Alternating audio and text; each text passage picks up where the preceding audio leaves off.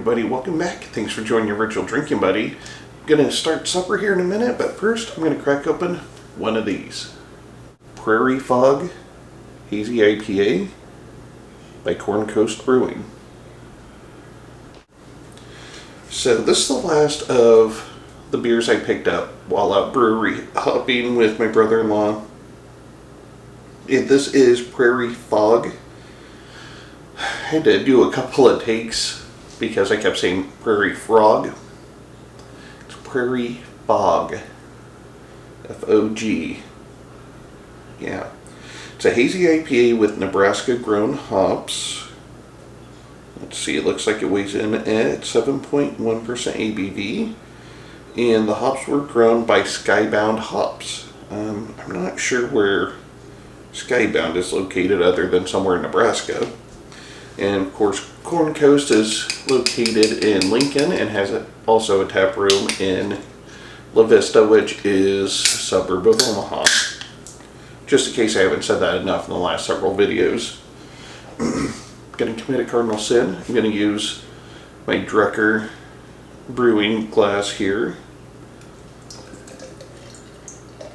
I know there's a lot of people that subscribe to the notion that the right glassware for the right beer is needed, and I don't know. I've seen other people use this style of glass for IPA, so I thought I would at least try to get the right glassware. And if this is not the right glassware, I don't know. It's going to taste how it tastes. I'm not one of those that believes in that. And quite frankly, when I'm not doing reviews, I don't even use glasses unless I'm drinking keg beer. Otherwise, I just drink from the can. Because the beer tastes how it's going to taste. A steak isn't going to taste different if you have it on a different type of plate and use special fork and knife to cut it. Or if you just picked it up with your bare hands and ate it. Steak's going to taste like a steak. Beer's going to taste like a beer. I will say temperature definitely affects flavor, but I don't believe personally the glassware does. And I haven't seen any sort of studies or research that has either proven or disproven what I'm saying. But yeah, I just never noticed a difference in flavor whether it's in the proper glassware or not.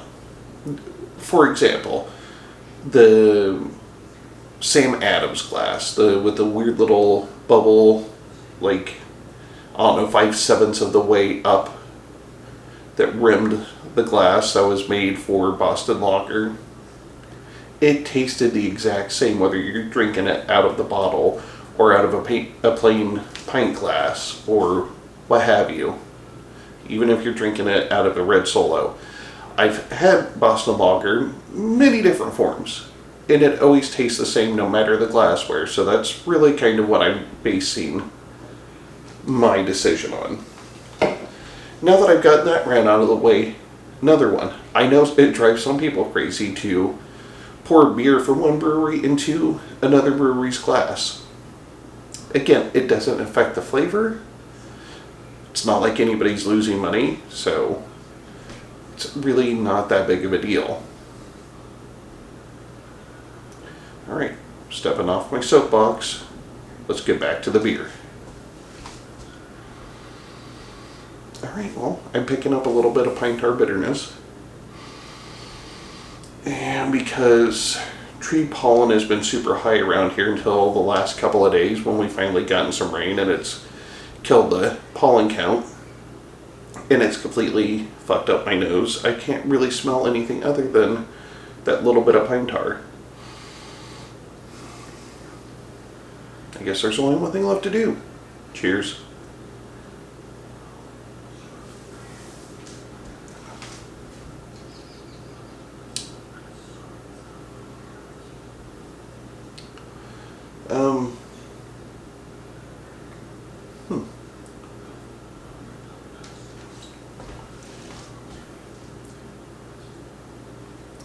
Picking up a lot of like fruit flavors.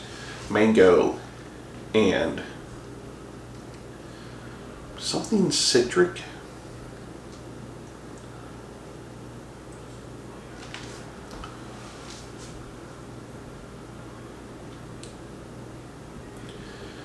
Leaning towards pineapple.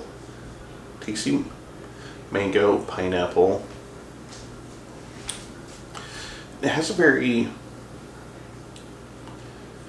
yeah, like this is like a juice bomb, I guess. Oh no, I don't go out of my way to drink a lot of IPAs. It's basically just for reviews, so I know that term gets thrown around a lot, but I will say as I'm drinking this, like it's like I'm salivating, so I mean that's a good sign. Very flavorful, well balanced, not overly hoppy.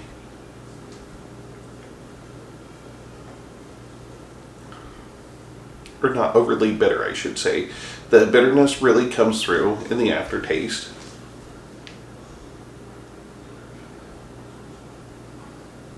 Yeah, there's a little bit of a more of a floral note in the aftertaste too, so it's not just bitter.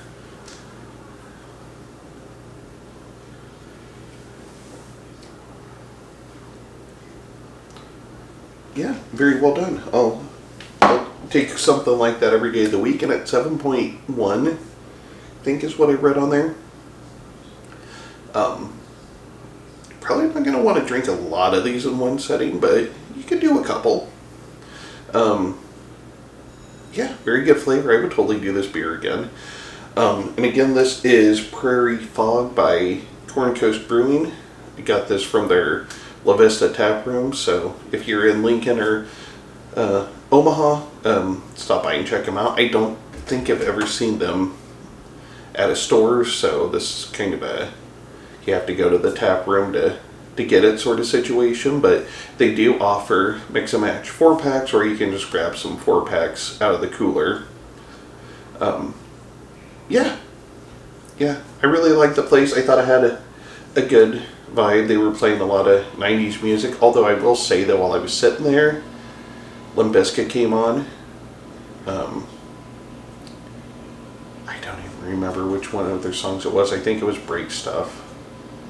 But apparently I was the only one that was bothered by that. Nobody else even seemed to notice that the song was playing. It was a painful 3.5, 4 minutes, however long that godforsaken song is. But other than that one low point, everything else was good. All the other songs that played on whatever 90s station that was really good. Everybody was just there having a good time. Nobody was rowdy. So yeah, definitely check them out. And I just realized I'm rambling, so I apologize. I'm going to let you move on with your life. But if you liked what you saw, please hit the like and subscribe button below. And don't forget to tell your friends. And this is the Malted Gentleman reminding you, you only have one liver, so use it wisely.